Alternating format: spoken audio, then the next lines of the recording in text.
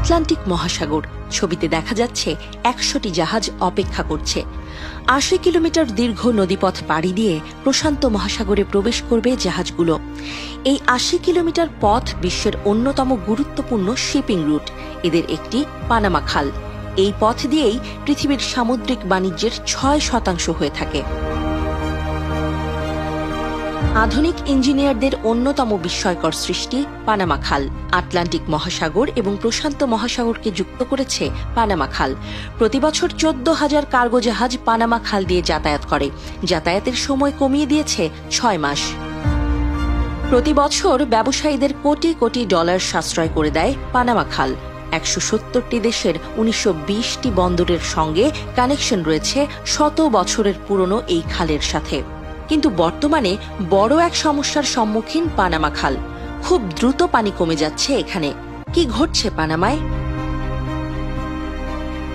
Panama খালের দৈর্ঘ্য ৮০ kilometre, গভীরতা ১২ থেকে ১৫ মিটার এবং প্রস্থ ৩০ থেকে ৯১ মিটার।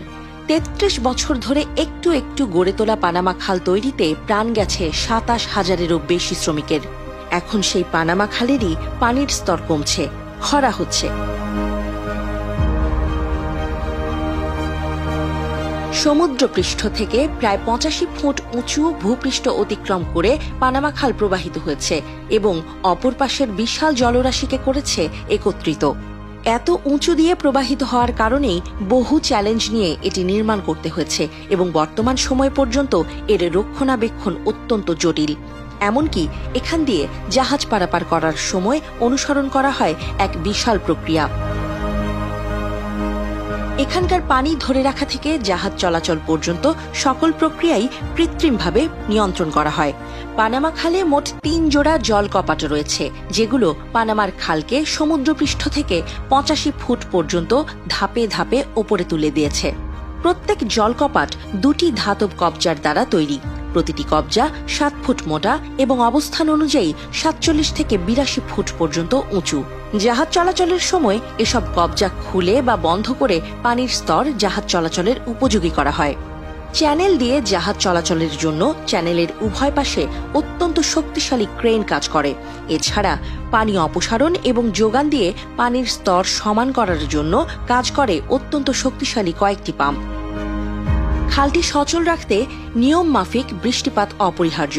প্রতিটি ট্রানজিটের জন্য প্রায় ৫,২০,০০,০০০ গ্যালন পানির প্রয়োজন হয়। এই পানি আসে কৃত্রিম হ্রদ থেকে, যেটি বৃষ্টির ওপর নির্ভরশীল। পানামায় বর্ষাকালে সাধারণত এপ্রিলের শেষ থেকে নভেম্বর পর্যন্ত চলে, কিন্তু গত বছর অক্টোবরে গড় থেকে ৪১% কম বৃষ্টিপাত হয়েছে এবং চলতি বছরের বর্ষাকাল পর্যন্ত কম বৃষ্টিপাত অব্যাহত থাকবে বলে আশঙ্কা করা হচ্ছে। ডিসেম্বরে খালের প্রধান জলাধার লেক গাতুনের পানি বছরের এই সময়ের জন্য অস্বাভাবিক মাত্রায় হ্রাস পেয়েছে এবং আগামী মাসগুলোতে পানির স্তর আরও নেমে যাবে বলে আশঙ্কা করা হচ্ছে। বিশেষজ্ঞদের একাংশের মতে পানামা খালে জাহাজগুলোকে যে ধরনের সমস্যার মুখে পড়তে হচ্ছে তা ভবিষ্যতে আরও বাড়বে। সবথেকে বেশি ক্ষতিগ্রস্ত হবে যুক্তরাষ্ট্র। আশঙ্কা করা হচ্ছে পানামা খালের পানির স্তর কমতে থাকলে আমেরিকায় মুদ্রাস্ফীতি বাড়তে পারে।